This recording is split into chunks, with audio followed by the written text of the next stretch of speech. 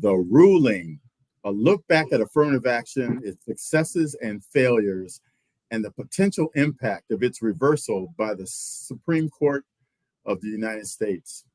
I'm ELC President and CEO Mike Hyter, and I'll be moderating today's conversation, and I'm happy to be here. Issued as part of the Civil Rights Act of 1964, affirmative action was put forth to address historical discrimination in public accommodations, employment, and federally funded programs. Since then, subsequent legal and policy developments have shaped its implementation.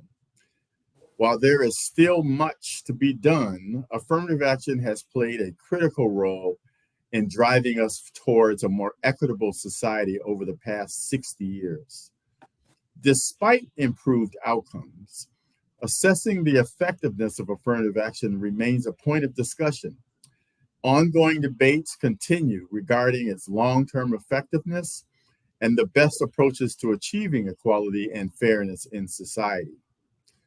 The argument to be heard by the Supreme Court this month, which calls for a class-based approach, can best be summarized by this excerpt from an op-ed that was published in Stanford Magazine in 1996, which stated, quote, "Racial preferences primarily benefit minority applicants from middle and upper class backgrounds. At the same time, preferences hurt poor whites and even many Asians who meet admission standards in disproportionate numbers. If preferences were truly meant to remedy disadvantage, they would be given on the basis of disadvantage, not on the basis of race." End quote. Today, we have invited experts and opinion leaders on the subject to join us in a discussion not about the legalities of the argument, but more about the possible fate of this landmark case and the impact that it could have on higher education, the talent pipeline, corporate diversity, equity, and inclusion efforts, and the future of employment. I'm excited to say, to join us in this conversation today, we have LA Times editorial writer Minerva Canto. Minerva is an editorial writer covering education, healthcare, and other social issues. And before joining the LA Times editorial board, she was a freelance reporter and columnist at Capital and Maine, reporting on the racial and economic forces driving health inequities. Welcome, Minerva. Chairman and Chief Connectivity Officer, IW Group, Inc., Bill Lamada, a leading multicultural marketer and prominent voice in the Asian American Pacific Islander community. Bill has represented some of the top domestic and global companies, including American Airlines, Coca-Cola, General Motors, McDonald's, Nissan North America, and many others. And he was appointed by President Obama to serve on the Asian American and Pacific Islanders Advisory Commission. Welcome, Bill. ELC member and board member of Howard University and the University of New Haven in Connecticut, Shelley Stewart Jr. He is the managing partner of Bottom Line Advisory, LLC, and a former vice president of sourcing logistics and chief procurement officer of DuPont in Wilmington, Delaware. Senior research associate for the Institute for College Access and Success, Casey Wynn, who has extensively studied affirmative action and its impact on higher education. At the Institute, she assists in designing and executing their equity-forward, student-centered, and data-driven research agenda. Specifically, she leads the Racial Economic Mobility Portfolio, where she examines, interrogates, and amplifies the value of a college education. Welcome, Casey. And last but certainly not least, ELC member McKinsey & Company Senior Partner and head of Black Economic Mobility, Shelley Stewart III. In his role, Shelley leads the McKinsey Institute for Black Economic Mobility, a think and do tank focused on catalyzing cross-sector action to build a more inclusive, dynamic economy. And for all of our listeners out there, yes, Shelley Jr. is dad and Shelley Stewart III is son, but they're equally and independently awesome in their own right. And I'm happy to have them with us as well. So what I'd like to do is start off by looking at a question that I'd like all of you to address for kicking this off. Okay, so let's start off by looking at the different sides of this topic. From your positions, what does the reversal of affirmative action mean to you, and how do you see it impacting your ecosystem of the particular line of work that you happen to be in? Casey, let's start with you. Hi, everyone. Casey Wen. Thanks so much for asking this question. I'm excited to answer it. So affirmative action was intended to right historical wrongs. However, it was only the beginning of remedying the long-standing impact of systemic racism on higher education in this country. However, even decades after affirmative action, Black and Latinx students are even more underrepresented at the nation's top colleges and universities than they were 35 years ago. And the share of Black freshmen at elite institutions are virtually unchanged since 1980. Getting rid of affirmative action will only worsen what has relatively remained unchanged. And we already see that with the state bans on affirmative action, which have contributed to declining rates of Black and Latinx students at publicly funded flagship universities. For example, in California, the number of Latinx and Black freshmen have declined immediately after their 1996 ban on affirmative action, and in other states as well, including Texas, Washington, and Florida. And I just want to reiterate, this issue isn't a matter of Black students taking a few seats from Asian or white students, which is actually factually inaccurate, considering that Black enrollment has declined at public flagships. The issue is structural racism, stripping seats from all students of color. So, whatever happens in large society translates to higher education, and what happens in higher education translates to the workforce. So if we reverse affirmative action, there are less students of color graduating, less students of color entering the workforce, and that impacts all of us. Thank you, Casey. Minerva. Yes, I think Casey did a terrific job of summarizing some of the effects that we'll be seeing if affirmative action is dismantled or even limited. I think that eventually the effect on society will be catastrophic. From a professional standpoint, we in the news media need to be taking a harder look at those systemic inequities. I think we've been doing that increasingly more in recent years. But as we have seen, affirmative action, while it has helped a lot of students of color, it hasn't been enough. It's been a Band-Aid on the problem of how do we get underrepresented students into colleges.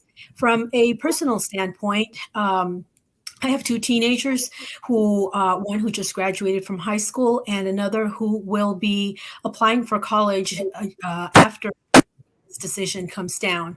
As for my son, he recently graduated with a 4.87 GPA in the rigorous IB curriculum, and he still didn't get exactly all the desired outcomes that he wanted from his college apps. He did land in a good place, so that's terrific.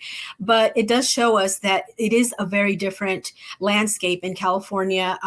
Affirmative action no longer exists in the UC system, and we see the reflection of that. So it's a very different landscape, and it will be even worse landscape with affirmative action gone. Thank you. Shelley Jr. Yeah, thank you, Michael. The reversal of affirmative action, I wouldn't be sitting here today having this discussion.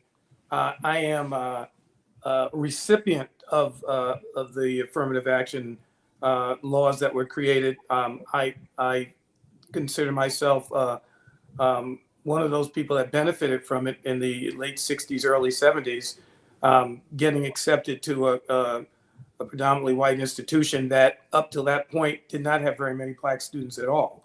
So if we begin to reverse this with this judgment, there will be a lot less Shelley Stewart juniors in this world, and the opportunities will continue to shrink. I'll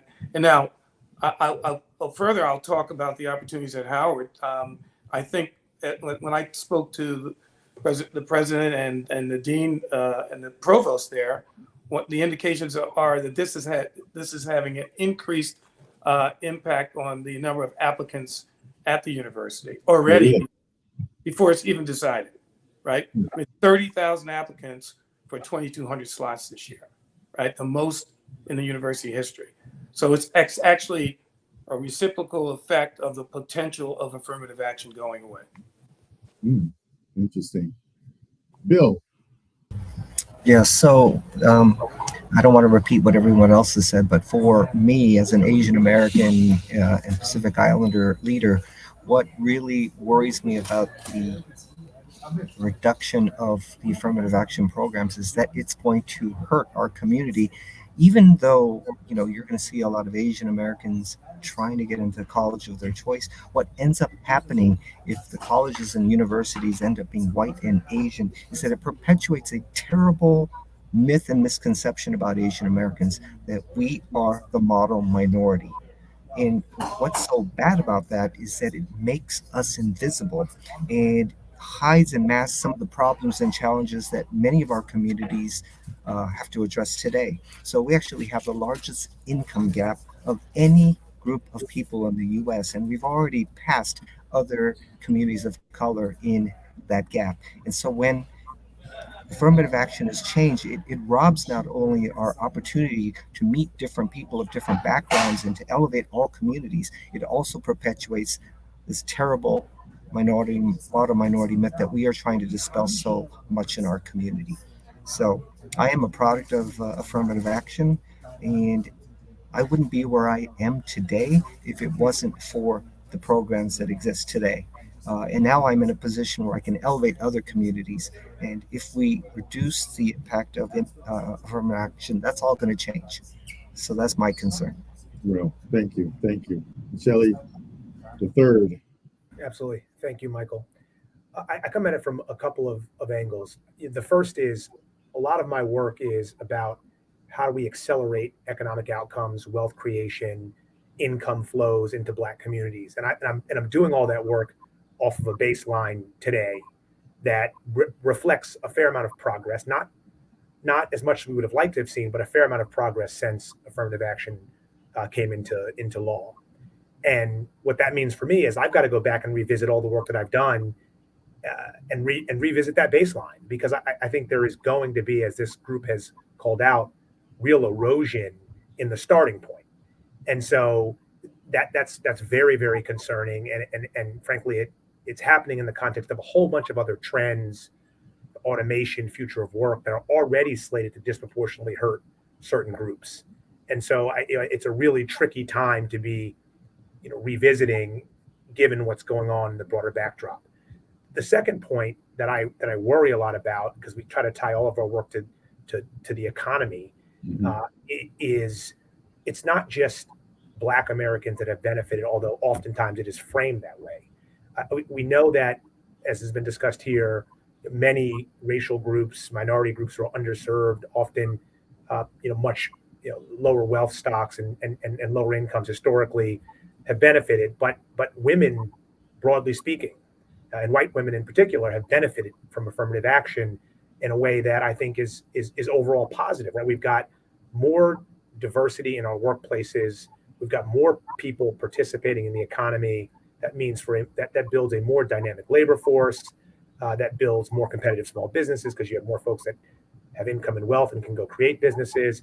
And I'm actually worried about losing some of the dynamic nature of our broader economy, because it's not just Black Americans. There's a lot of folks who have benefited, and I think that in a way that's been good for society on the whole. And I do worry that that is going to be reversed pretty dramatically in the context of what's happening. Right, right.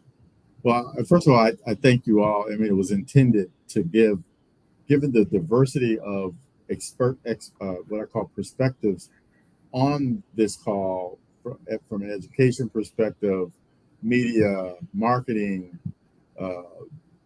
consulting, board, supplier diversity. It's just important to sort of represent the perspective of the potential reaction or impact of this with those various lenses. But let me follow up with a question, and I'll direct it to you, Casey, first. And if there are others that want to weigh in as well, that would be great. But Casey, as we know, this isn't the first time that affirmative action has been challenged. And in this particular case, it isn't actually presenting any really new arguments. So I just wanted to state that up front. But it does continue to be centered on the argument that race-conscious admissions hurts certain groups as they result in reverse discrimination. And what's different is a Supreme Court now that is most conservative, and it's been the most conservative it's been since the 1930s with a 6-3 majority. So the belief is that the court will likely end race-conscious admissions or at least further limit them. So that was just my preface for the question. So, but in short term, in your opinion, Casey, what does it mean for the college admissions process and in the long term for the talent pipeline? And what are the conversations that your organizations are having regarding this case as it's being considered? Thanks for the question. I think in the short term, we need to think about how students of color are already experiencing barriers in both college admission and affordability, and equitable admission practices such as standardized testing, legacy admissions, merit-based aid, systematically advantage affluent and white students over their Black and Latinx peers. 95% of colleges withhold transcripts, which can lead to stranded credits, again, disproportionately affecting students of color and those from low-income backgrounds. Structural racism contributes to Black students being more likely to borrow for school, owing more in loans, and being twice as likely to default. Students struggling to afford college are less likely to persist to graduation, leaving some of them with high levels of debt and no degree. But these disparate outcomes in college affordability are byproducts of systemic inequities and not at fault of any of the marginalized communities themselves, which these disparate outcomes are also reinforced by redlining, segregation, and voter suppression, which have been historically and continuously inflicted upon communities of color over time. So reversal of affirmative action will only exacerbate these inequities that already limit educational opportunities for students of color, namely Black, Latinx, and Native American students. And in the long term, regarding the talent pipeline, if students can't access and succeed in college and graduate with a degree, they won't even be able to enter the pipeline.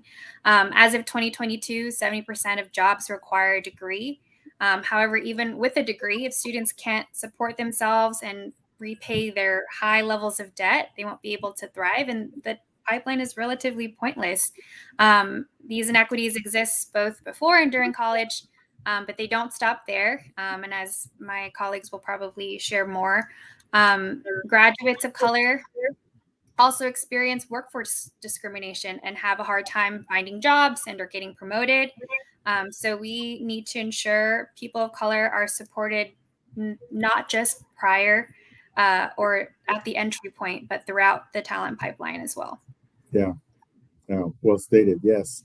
Anyone else? I mean, what conversations are you having? What's your sense of the long-term impact on talent pipeline, even from your vantage point, would be helpful. I did want to mention what Casey was saying is very important, because not only do we see legacy candidates going into colleges, both private and public land grant colleges, but we also see students being selected because their faculty or their staff are teaching at those schools. Now, while that isn't a bad thing, when you have a lack of representation at these universities and colleges of people of color, particularly Black, Latinx, and Indigenous people, then that clogs the pipeline. That does not allow for a greater representation of students from different backgrounds. So I wanted to mention that as well. You know, the Minerva, I saw you were getting ready to say something. Did I step on your tongue? No, thank you. I just wanted to say that applying to college, since my son just went through that process in the past year, it's an incredibly labor-intensive and resource-intensive process. For us, it was because he's a middle-class kid. But for kids who were more like I was, I failed to say earlier that I also am a product of affirmative action, and I'm in my position today thanks to the help of affirmative action when I first got into college. And this was obviously not a policy that my son needed or benefited from. But I worry about the students who are like I was when I first applied to college, and I didn't have any resources. And looking back, I think it's almost a miracle that I even made it into college because I didn't have any help. I didn't have any support. And thankfully, colleges now have resources for first-gen students. So that we have that process of applying to college that requires all those resources, that requires all this help that not all students are able to have. And then once the student is in college, then you also have some students have more resources. For example, I'm thinking of my son who just started an internship at a company, and most of the interns there, their parents knew somebody in the company, and that just really those kind of inequities sort of make me think the student that doesn't have the resources, he's definitely not going to have the same opportunity to even get an internship. And as we know, internships are the first step toward landing in corporate America. So all along, even after getting into college, you still have a whole bunch of inequities that the student is unfortunately suffering through. So just based on Casey, what you said earlier, and Minerva, what you just stated, it's clear not to get so fixated on just this thing. It's a bigger, in terms of the opportunity for fairness and development, and opportunity is broader than just this for underrepresented people, and for us to keep that front and center is what I'm hearing. Right. Well, Shelley Jr., just continue with this theme as it relates to universities in particular. And for more context, can you tell us a bit about the role that university boards play in these admission decisions, and what are some of the challenges that you've discussed in terms of the potential of this reversal? I mean, I think giving us some insight on that. And are you already devising a plan for moving forward if this should happen? I guess would be interesting for people. That's an interesting question, because a lot of people think board members are actually part of the decision process for admissions. And you would, if you saw all the phone calls I got during the year, you would think I was the admissions officer, but I'm not. But we do have discussions. And as I mentioned, the 30,000 applicants for 2,500 slots. And as I was doing some research on this topic, I talked to the provost, and the issue for Howard in this case, and I'll talk about University of New Haven next, but the issue with Howard in this case is it's a positive thing for the elite HBCUs, right? But the issue we have is we don't have the infrastructure to support a whole lot of more students at this moment in time. We have a significant. You said you do not? We do not have the infrastructure, the housing, and even the professors to support. And by the way, the school continues to grow. We've got, if you go down Georgia Avenue, you can see all the great construction that's going on for the future to build up for the opportunity to receive more students. But at the end of the day, most of the HBCUs that are going to get impacted if this affirmative action changes, don't have the infrastructure to support significant numbers of more students. And when I discussed this with President Kaplan at University of New Haven, University of New Haven is a relatively small school, 5,000 undergrad students, some graduate programs. It also takes in a good number of first generation and students of color, and in particular Black students. He believes it won't be a significant impact because a lot of these students that are going to the larger institutions and the state universities wouldn't necessarily consider University of New Haven at this time, but in the future they may, right? So same issue, infrastructure, capability to receive these students, to provide them with the right housing, to provide them with the right number of professors and classrooms and things of that nature. That is an issue. Now, I think at Howard, we're going to be able to continue to stretch to accommodate more, right? We graduate the most Black doctors, the most Black dentists in this country, right? But that number is relatively small. It's 100 students get admitted to the to the med school every year, right? And we want to make it bigger, but we the Howard is a federally chartered university, as many people know. So there's only so much we get from the U.S. government. So we're continuing to tackle this problem. We do discuss it in the boardroom. I think that we've done a really good job at increasing. Howard has 12,000 students now, and we've increased year over year.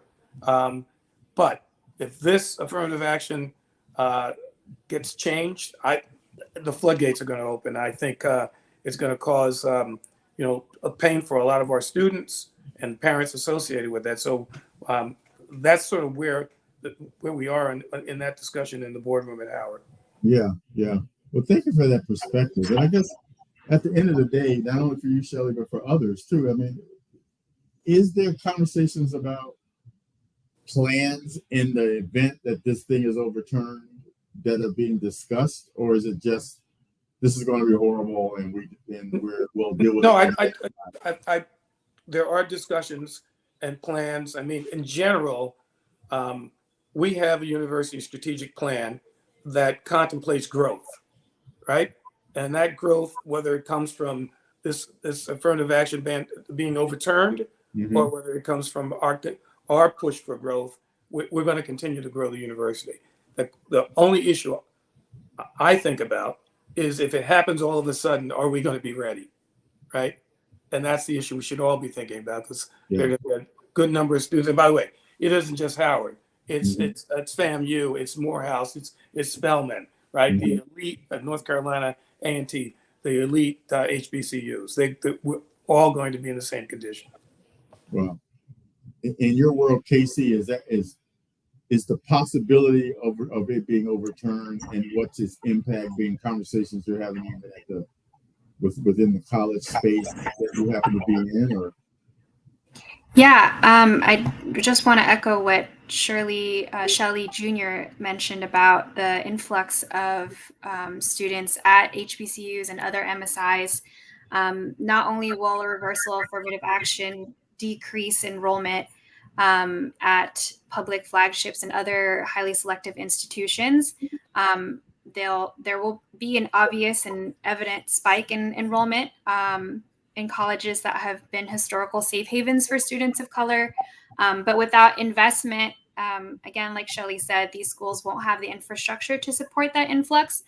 So there'll actually be a decline in enrollment and attainment of Black and Latinx students across the board, which is the last thing that we want. And like I mentioned earlier, most jobs require at least a bachelor's degree. So if there's a decline in attainment, that will impact the workforce. So I think even beyond affirmative action, we must continue or do a better job actually of equitably investing in both students of color and minority serving institutes and also community colleges, which I think we need to also uplift more as well. Good. Thank you. You know, Minerva, if I may, I just want to build on the momentum that started with this conversation here. You know, we mustn't forget that affirmative action is not just about racial outcomes.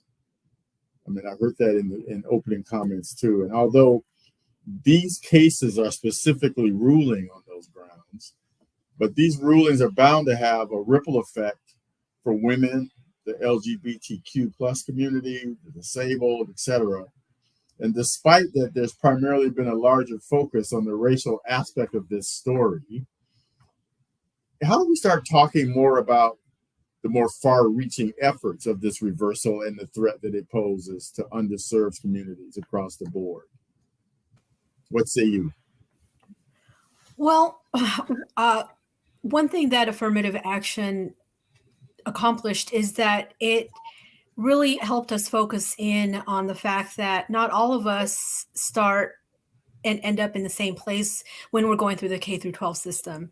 And that's just not talking about racial and ethnic underrepresented students, but students who are in the LGBTQ community, who are students who are disabled, students who are historically have historically been underrepresented in college and also in the workplace. And all these communities, they all need to we need to focus on what are the barriers that they're encountering and really focus on them to really see what we can do. I think that the UC system has been at it for a few years now since affirmative action went away in California. And they've been experimenting with a lot of different things. But one of the things that they do is they really focus on what can we do to not just bring in racially underrepresented students, but other students as well. And I think that in that way, California has been welcoming.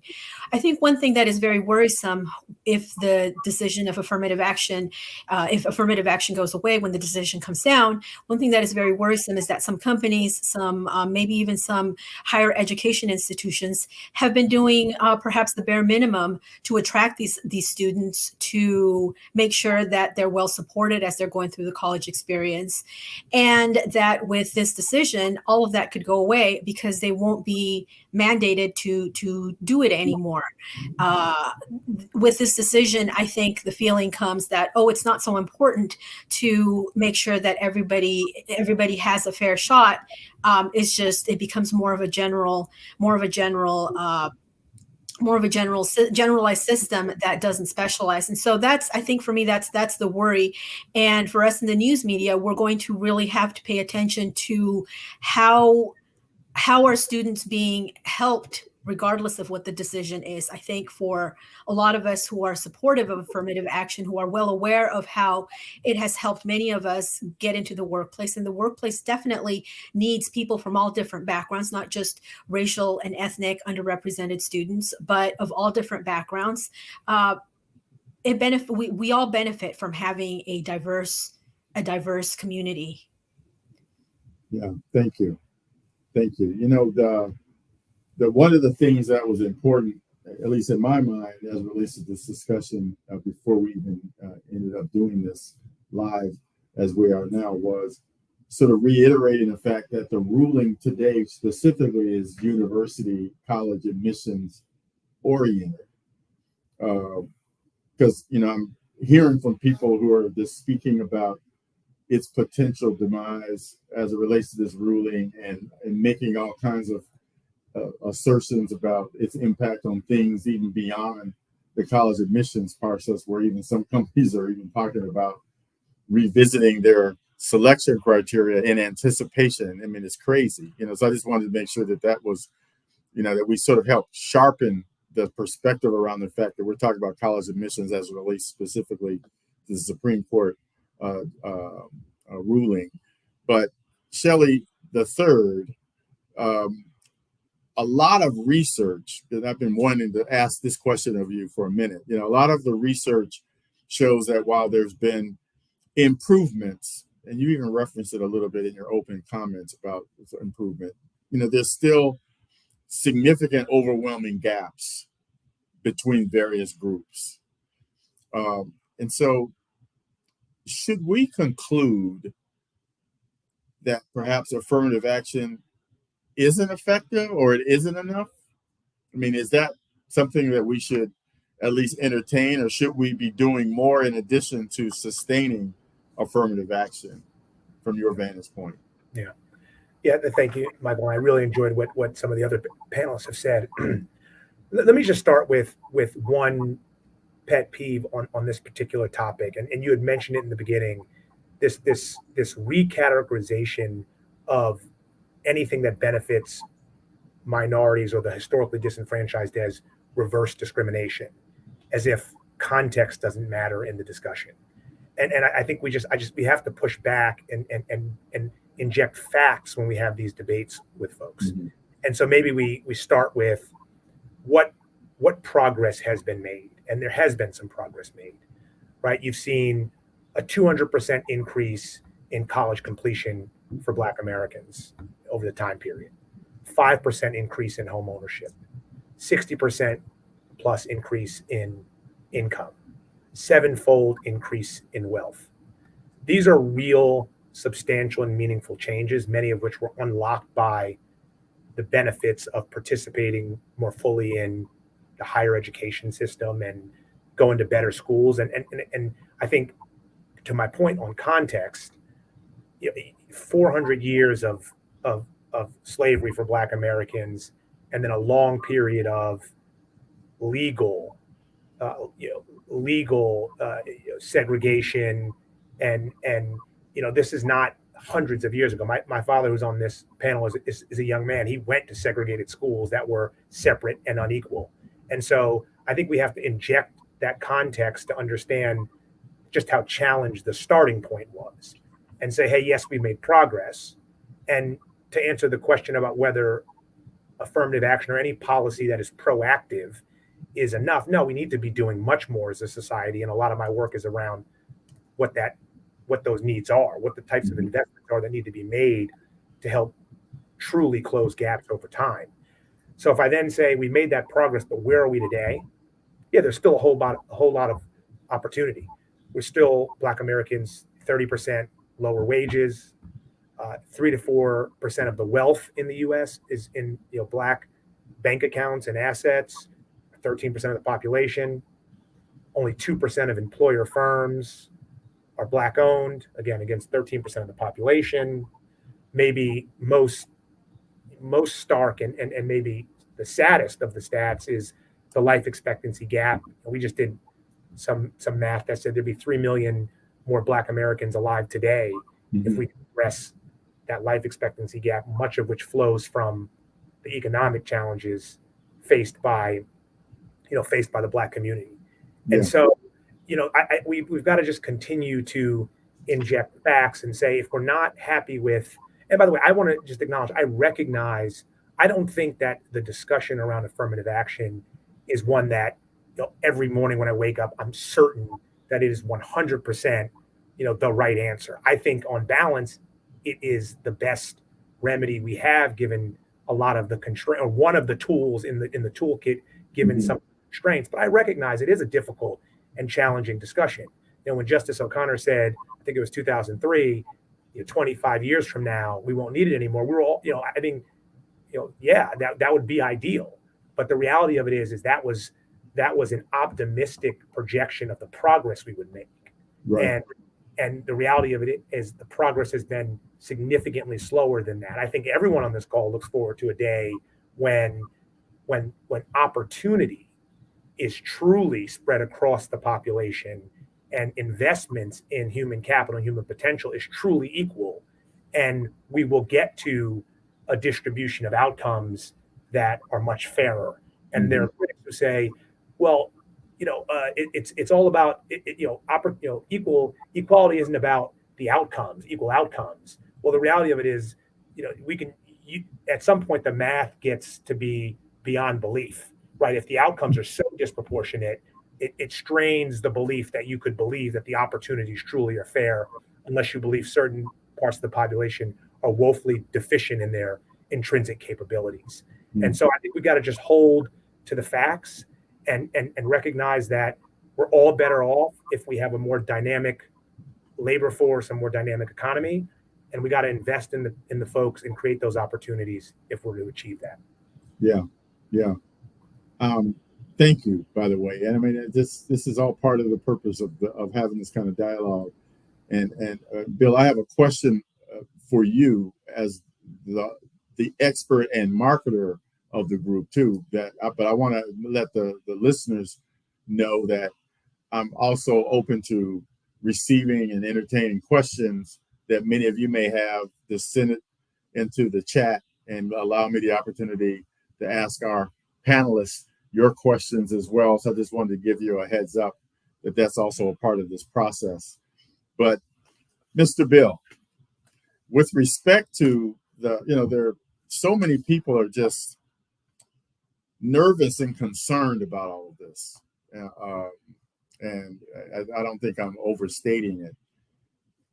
In your opinion, how can organizations work most effectively to communicate their commitment to diversity, equity, and inclusion, not just to their employees, but to their clients and customers, supply chain, vendors, and the communities they serve, for all of the business representation in the atmosphere that's listening in? Give us some guidance on that. Well, you probably already know that the pandemic and what has happened with the division in the country has scared a lot of companies and organizations in doing the right thing. But the companies that I work with, I am encouraging them to stay the course and to stand for something. And if they look at the data, they're going to see that the largest group of people that are in the workforce today are Gen Zers and millennials.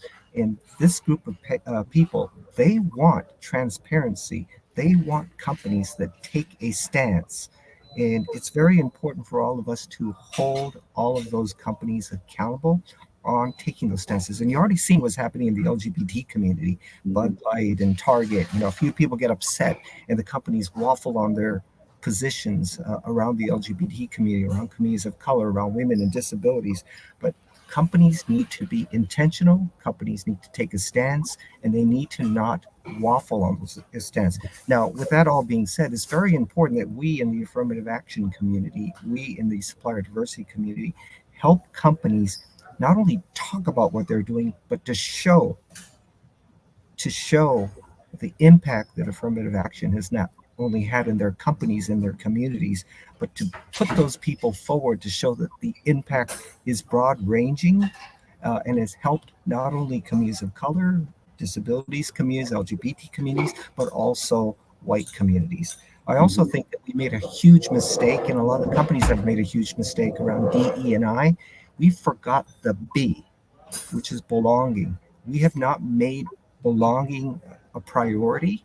We've been empathetic. We've had discussions in places that have been difficult, but we haven't made everyone feel like they belong in the discussion around affirmative action, diversity, equity, inclusion. But even worse, as I was hearing Mr. Shelley Jr., a lot of the companies I'm working with, after the murder of George Floyd and Breonna Taylor and Ahmaud Arbery, a lot of the companies said, we have to do something. But what we have allowed them to do is do things that are safe. And so no offense to the Howard universities and the Hampton universities and the Spelmans and the Xavier universities. Those universities are important to promote Black excellence, but there are 90 plus other HBCUs, HSIs, and others that we should also be emphasizing and pushing companies and organizations to support. So whatever we can do to show and not just tell, demonstrate the impact, is going to make a huge difference. And I think it will also make a huge difference to the customers and to the employees of each company and organization. Okay, so the words of the day is show, not just tell, for the record, is well stated. Shelley Jr. Mike, I want to add something that the provost mentioned to me that I forgot to mention. And he said, sent me a note, and he said that among the elite universities, they've already been preparing for some of this to happen.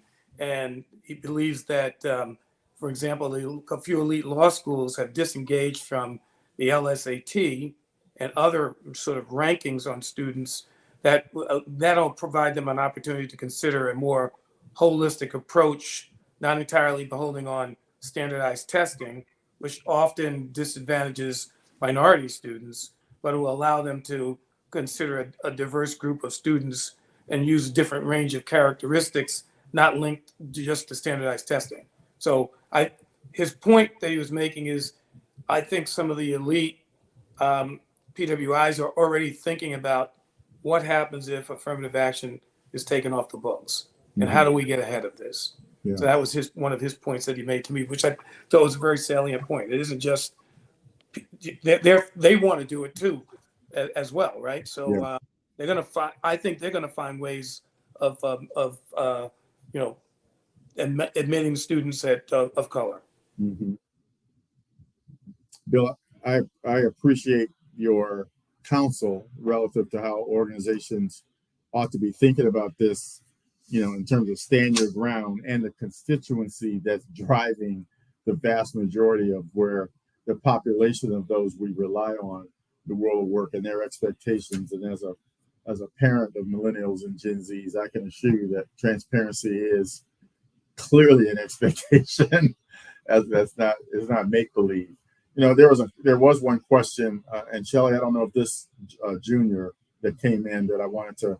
What percent of funding comes from the federal government to HBCUs? Do you know that answer? I don't know that answer. I know the figure for Howard is in the 200 million a year figure, in and around that. I don't. We are. I don't know how much other universities get, but I do think we are one of the larger ones and land grant universities, as they call them in the country. Mm-hmm.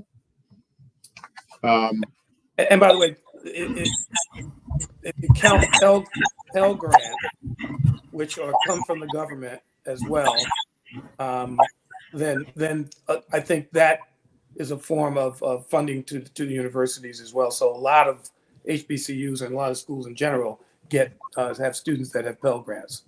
But we have the most Pell Grant eligible students of any HBCU. Oh, okay. Interesting. How can four-year institution pathways best help students from historically underrepresented populations?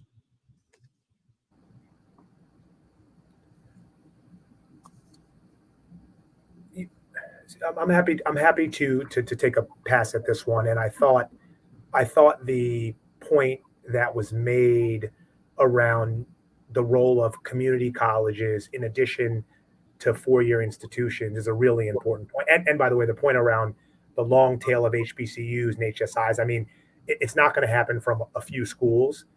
We have to fundamentally retool institutions that disproportionately serve certain parts of our population. And I think it actually starts with two things. One is in some instances an overhaul, but really ensuring that we're teaching and focusing on the programs of study that are going to deliver the skills needed for the future of work. And by the way, yes, that is STEM, but I think there's also a whole other bunch of interpersonal skills that are going to be required and necessary to compete with the future of work, given some of the needs of the younger folks in the labor force. So one is just making sure that the actual stuff we're teaching and focused on are the right things for what's needed for the jobs of the future. And then two, I think we need to do a much better job of connecting private sector opportunities with these institutions. Like the links need to become significantly more seamless than they are today, and really reduce the likelihood that you're going to go spend money on a degree and end up, in debt and underemployed. And I think that is going to be, it's going to require much more collaboration between the private sector and our higher ed institutions broadly. Gotcha. And one thing I wanted to at least acknowledge, so the person who submitted the question that recognized that I recognize I omitted a specific piece of that question that I think would have been useful to state it, was the pathway from community college to four-year colleges. Is that an avenue that would help students from historically underrepresented populations? Was more specific, and there was an example was cited. So I just want to make sure that the accuracy of how the question was asked was at least listed, in addition to what you just said. I suspect it is a pathway. I think it is too, Michael. I think it's I don't know the number of transfers between Howard or the University of New Haven, but it often is a way for folks that, one, can't afford it at the beginning, and two, want to increase their skill set before they go to a four-year university. Mm-hmm. Oftentimes, community college is the mechanism to do that. Yeah. I'd like to add that regarding the pathways, for example, the UC system has the TAG program, which I believe stands for Transfer Admission Guarantee. Mm-hmm. And it's a program that students go through. However, UCLA and UC Berkeley haven't been participating in that program because they have so many applicants. And institutions like that are going to have to make room for those students. Instead of saying we don't have the room, they're going to have to change some of these thought systems that haven't made room for these students. Interesting. How can employees best articulate the benefits of affirmative action to those who are in a position to make change?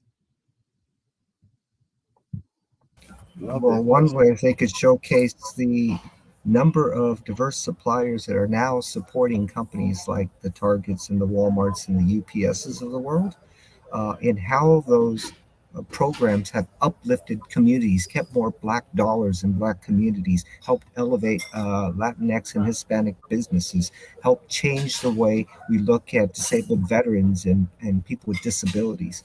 So the more we can demonstrate the impact that these programs have, the more pride that the employees feel, but also the more pride that the communities and the customers feel when they shop at these companies. And Mike, just to add on to that, I'm here today from a university perspective, but I also chair the $1 Billion Roundtable, which are the 32 corporations, about to be 34 corporations in this country that do exactly what Bill is mentioning here, is to work with minority women on LGBT and veteran businesses. And we recently published at the end of last year an impact report, and it just doesn't help the corporation. It creates jobs in our community. It impacts folks in the community as well. So there are a whole bunch of reciprocal impacts that occur. And I kind of think affirmative action is connected to all of this. Right? It's not, if you change that, there's going to be reciprocal impacts on it's going to give people license, I believe, to think about some of these things differently. So we need to get ahead of it. And these kinds of conversations, I think, allow us to begin to think about it. Mm-hmm. Has anyone considered how race neutral strategies may better provide equal access to advancement opportunities? Yeah, I mean, many. I'm not an expert on it, so I want to be clear. Yeah, it certainly has been considered. I think this was some of the stuff that's gone on at the University of Texas system and the like. So I think that there are some programs out there. I think, I think my understanding is that the core of it, it is better than not having those things in place, but I don't think it goes quite as far. And so my understanding, at least of the academic literature there, is that there are some positive signals there, but that it's not fully addressing some of the challenges that are faced by underserved communities of color. Mm-hmm. Yeah. Well, here's another one that I want to just throw into the pot here. How do we respond when people ask for an ROI on affirmative action?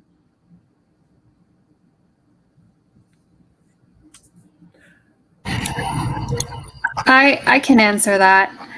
I think, given that structural racism has created so many inequities in higher education, this is also an answer to the previous question.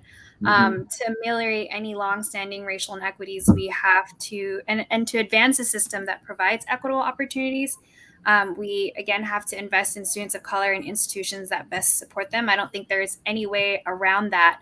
I think also a lot of my portfolio includes race and economic mobility. And, that requires race to be a central component when assessing the true value of a college degree because of the unique realities that students of color face before, during, and even after they leave college. In a January report that we released on shifting narratives and centering race in defining and measuring college value, we found that at colleges serving the greatest share of students of color, students are earning less and don't have the resources to pay down their debt. In fact, a lot of completers at these institutions that serve a greater share of students of color owe almost as much, if not more, than what they originally borrowed. And this is 10 years after they begin repayment. And even more alarming, at colleges serving the largest share of Black students, students do owe more than what they originally borrowed. So I don't believe we can remove or be race neutral in these situations because structural racism has impacted every facet of this country, including education and subsequently the workforce. Michael, if I may, I think that question, I think the affirmative action is not the end we're seeking. So I think that question is a little bit, in my opinion, misframed. I think the question is, what is the ROI to society for being more inclusive? And that has been studied in depth. I mean, we looked at it for the Black population, and we looked at it from a wealth metric, and we just said if you could close various aspects of the wealth gap, and we tried to kind of map that over to what that means to GDP, we found north of $1 trillion of annual economic output. That's not just for Black folks. That's rising tide lifts all boats, more money in everyone's pockets. And so again, I think we have to keep in mind that affirmative action is insufficient by itself. It is an arrow in the quiver, but in the end state, we're all striving for is a much more inclusive economy, which we know benefits everyone. And we know just the math of that benefits everyone. And then if I layered onto it the political context and the consequences of not having a more inclusive economy, then you start to get to the very foundation of the systems that we all rely on every day, starting to kind of really shake at the core. And so I think that's the way I try to have that conversation. It's well stated, actually. And as we think about this topic, as a matter of fact, you kind of answered the other question that I was getting ready to read off, but let me address it so if there's an opportunity to expand on it, because there was questions that are asked like, how can employees best articulate the benefits of affirmative action to those who are in a position to make a change? We talked about it, but I think there's the framing of it in the context of the value of inclusion in total versus affirmative action specifically is I guess a strong takeaway for me relative to as people think about how they want to talk about this when they're engaged in conversations with people who are challenging whether affirmative action should be around or not. I think that was at least a reaction that I had. The other question was, what can companies do to prepare to protect progress towards DE&I should affirmative action be repealed? And Minerva, I'm influenced a lot by our previous conversations about you wanting to make sure that we all look at the bigger picture and not just the university picture as it relates to this topic. But what can organizations do to prepare to protect progress towards diversity, equity, inclusion? Should affirmative action, should it be repealed? Anyone? I think that, first of all, they need to diversify how they've conducted outreach. They need to expand the schools that they're going to. We have the school ranking system. I think that has been quite damaging in that everyone wants to be at the top schools, including companies want to hire from the top schools. And so it becomes a very damaging tool that has been used. So companies need to diversify where they're reaching out to, and they need to be more open. Good. I think from a corporate standpoint, the corporations I'm involved with are, doubling down on DE&I. And there's a push out there, despite this discussion on affirmative action from various groups to criticize and push on DE&I as a problem, as opposed to a solution. And many of the corporations are, this is not about giving anybody anything. This is not about favoring anyone. This is about recognizing people for their capability. And I think the good corporations, they get it, and they're not going to shy away because there's noise out there about affirmative action. Now, I also think employees, board members, or executives need to hold these corporations accountable. Because if we're not doing that, who's their conscience at the end of the day? Mm-hmm. And millennials and Gen Z employees are doing that. They are changing corporate culture, but corporations are actually taking things into their own hands because they see what's in the horizon. So a lot of the smarter companies are actually now embracing community colleges, now paying for education for their employees. One company is doing $1 a day for education. Another one is actually issuing certificates. I'm a little worried about this conversation only because, some of the companies are saying nobody wants to be straddled with debt. Attending a 4-year college, particularly students of color, people with disabilities. So some of these companies are now saying, forget about the debt. We're going to train you internally. We're going to give you a certificate. So that is a little bit of a threat to the academy, to the 4-year and 2-year institutions. But at least the companies are thinking about different ways to elevate their employees, particularly employees that may not have opportunities to go to a college of their choice. Yeah, I think that's a great point. I mean, one of the things, my firm, almost 100 years old, has a reputation historically of only hiring from a subset of schools. And one of the things that we've tried deliberately to do, and my CEO talks about, or our managing partner talks about it a lot, is move from elite to distinctive. So move from elite schools to finding distinctive talent wherever it is. And I think that is something I think we're going to see more of. I agree, my father, that there will be companies that lean into this moment. I think 80 plus companies supported, amicus briefs for this case. And I think that those companies will probably be the companies that show up and continue to push. And I think that means that they'll be better positioned to win the war for talent because talent is diverse. I do think that there will be real retrenchment in parts of our corporate sphere, because there you are seeing very well-funded lawsuits where by groups of individuals that have deep pockets of money who are pushing corporations on these issues, and I think inevitably some will fold, and I think it'll be to their detriment performance-wise over the long run, because I do think they will miss out on the broad swaths of talent that are out there. But I think you're going to see a bit of a bifurcation in this moment. Yeah. Is there a role that trade associations and professional organizations can play to not only help their respective industries, but to increase the talent pipeline? Can I just make one little comment on this? Because I'm sure Minerva has an opinion on this. But one thing that I always hear from the media is that communities of color, disabled communities, don't always ask for editorial board meetings from the media.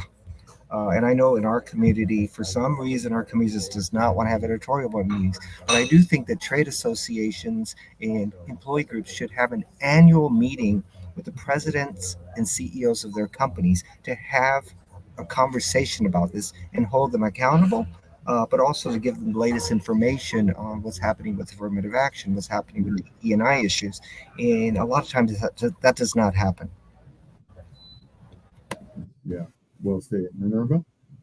Yes, I think that, well, as far as the LA Times editorial board, I think that we're often approached to meet with people, and often it's an issue of, or is the main topic of discussion something that's in the news? So I think that you're right. I think that we should be approached by more diverse groups. There probably is a little bit more room in our schedule to meet with more groups.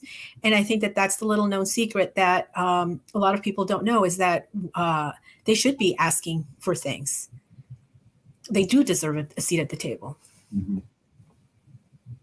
Well, I know that, for the Executive Leadership Council, one of as a member-based organization who has a commitment to wanting to influence and help facilitate we call it the accelerated development of Black professionals in corporate spaces globally, see positioning people for the growth and development in a systemic way versus just seeing people as individuals to be tolerated is a key to it, because it's about advancing people's ability to grow as opposed to acronym arguing about what DE&I is or isn't. And when you think about the corporate spaces there that employ hundreds, if not millions of people, the opportunity for giving people an opportunity to grow and develop is much more acute in the corporate space than in others, which is why I think you're seeing a lot of organizations, to your point, Shelley, third, lean into, independent of whatever the Supreme Court does, we're going to do X, because maximization of talent is a thing that will benefit us financially one way or the other.